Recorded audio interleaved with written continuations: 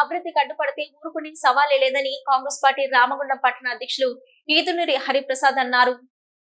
రామగుండం పట్టణంలోని కాంగ్రెస్ పార్టీ కార్యాలయంలో ఆయన మాట్లాడుతూ 100% బి థర్మల్ విద్యుత్ కేంద్రం స్థానంలో నూతన విద్యుత్ కేంద్రాన్ని నెలకొల్పాలని పట్టువదలని విక్రమార్కుడిలాగా చిత్తశుద్ధితో పోరాడి అధిష్టానం పెద్దలను మెప్పించి ఒప్పిస్తున్నాడన్నారు. అది కూడా జెన్కో ద్వారానే రావాలని పట్టుబడుతూ ఎట్టకేలకు నూతన విద్యుత్ కేంద్రాన్ని ఏర్పాటు చేసే విధంగా ముందడుగు వేస్తున్న రామగుండం ఎమ్మెల్యే మక్కన్ సింగ్ రాజ్ ఠాకూర్ని హర్షించవలసింది పోయి గత పాలకునితో అత్యంత దగ్గరగా తిరిగి అవినీతిని కల్లారా చూసిన టీఆర్ఎస్ నాయకుడు కౌశిక్ హరి ఇంకా ఆ భ్రమ నుంచి తేరుకోక వాళ్ళు చేసిన విధంగానే అందరూ బూడిద ఇసుక మట్టి ఉద్యోగాలను అమ్ముకుంటున్నారని అనుకుని ప్రజలను తప్పుదోవ పట్టించే విధంగా అబద్ధపు ప్రెస్ మీట్లు పెడితే ఊరుకొనిది లేదన్నారు. అధికారంలో ఉన్నప్పుడు బి థర్మల్ పవర్ హౌస్ కనబడలేదా అని ప్రశ్నించారు. ఒక్కరోజు కూడా మీరు కానీ మీ నాయకులు కానీ మాట్లాడక ఇప్పుడు అధికారం పోగానే ప్రజలు పవర్ హౌస్ గుర్తుకు వచ్చాయా అన్నారు. మా ఎమ్మెల్యే మక్కన్ సింగ్ రాజ్ ఠాకూర్ ఖచ్చితంగా నూతన విద్యుత్ కేంద్రం తీసుకొస్తాడని గ్రహించి గుండె జరిసి బి థర్మల్ ఉద్యోగస్తుల మీద అపారమైన ప్రేమ ఉన్నట్టుగా నటిస్తూ కేవలం ఏదో ఒకటి అనాలి అనే ఉద్దేశంతో బి థర్మల్ విద్యుత్ కేంద్రం స్థానంలో జెన్కో ద్వారానే నూతన విద్యుత్ కేంద్రం రావాలని కొత్త నాటకం మొదలుపెట్టారని విమర్శించారు.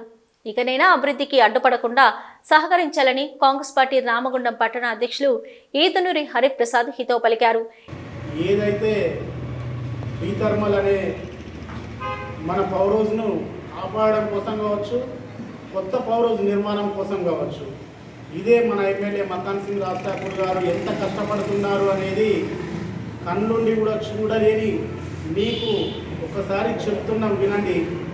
మా ఎమ్మెల్యే గారు స్వయంగా ముఖ్యమంత్రితో సహా యావత్ మంత్రివర్గంతో పట్టు వదలని విక్రమార్కుల్లా పట్టుబట్టి ఈరోజు ఖచ్చితంగా కూడా మీరు అనుకున్నట్టు జెన్కో ద్వారానో ఇంకో దేని ద్వారానో అని చెప్పేసి మా నాయకుడు ఒప్పుకుంటున్నాడు. ఖచ్చితంగా కూడా జెన్కో సింగరేణి ద్వారా కావాలని చెప్పేసి ఒప్పుకోవడం లేదు. అట్లా ఒప్పుకున్నట్టయితే ఇప్పటికే ఖచ్చితంగా నిర్మాణ పనులు కూడా మొదలయ్యేటివి. కేవలం జెన్కో ద్వారా కావాలనే పట్టు మీదనే ఉన్నాడు కాబట్టి కొంత ఆలస్యం జరుగుతుంది. ఆ దిశగా కూడా ప్రయత్నాలు జరుగుతున్నాయి. ఒక గొప్పతనం మా అన్నకు దక్కుతుంది. అటువంటిది మీరు కేవలం ఓర్వలేక కావాలని చెప్పేసి బట్టగాల్చి మీదేసే ప్రయత్నం చేస్తుండ్రు. మరి ఎప్పుడు కూడా ఆకాశం మీద ఉమ్మి వేస్తే అది మన మీదనే పడుతుంది అనే జ్ఞానం మీరు గుర్తుంచుకొని మాట్లాడాలని చెప్పేసి తెలియజేసుకుంటూ, మరి అన్న ఏదన్నా ఉంటే మీరు సలహాలు, మీ అనుభవాన్ని సలహాలు సూచనలు ఇవ్వండి. తప్పకుండా కాంగ్రెస్ పార్టీ మేమందరం కూడా తప్పకుండా పాటిస్తాం. అంతేగాని అభివృద్ధికి ఆటంకం కలిగించే విధంగా అభివృద్ధిని చూసి ఓర్వలేక జీర్ణించుకోలేక మాట్లాడే ప్రయత్నాలు చేయకండి. ఎందుకు అనంటే ఇంత బ్రహ్మాండమైన పాలన గత 30 సంవత్సరాలు 40 సంవత్సరాల లోపల కూడా కని విని ఎరగని రీతిలో మా నాయకుడు పాలిస్తుండ్రు.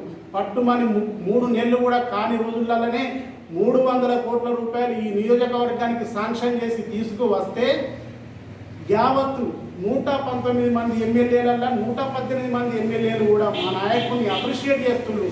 అరే నాయకుడు అంటే ఈ విధంగా ఉండాలి ఎమ్మెల్యే. ఈ సమావేశంలో మాజీ కౌన్సిలర్ ఈసంపల్లి అంజుల్, ఎండి సలీం బేగ్, ఎండి ఉస్మాన్ షరీఫ్, 22వ డివిజన్ల అధ్యక్షులు బొద్దుల శంకర్, ఎండి అఫ్సర్, కాంగ్రెస్ పార్టీ నాయకులు అప్పాసి శ్రీనివాస్, బందరపు బుగ్గరాములు గౌడ్, అధ్యక్షులు ఎండి యాసిన్, సాతు రమేష్, ఎండి తాజ్బాయ్, ఎండి గౌస్ బాబా, సుదగోని సతీష్ గౌడ్, చందు, ఎండి జబ్బర్, ఎండి పాషా, సింగం కిరణ్ గౌడ్, జూల లింగయ్య, లడ్డూబాయ్, నామల కుమార్, బాబుఖాన్, హర్షణపల్లి శ్రీనివాస్, ఓదేల రాజమౌళి తదితరులు పాల్గొన్నారు.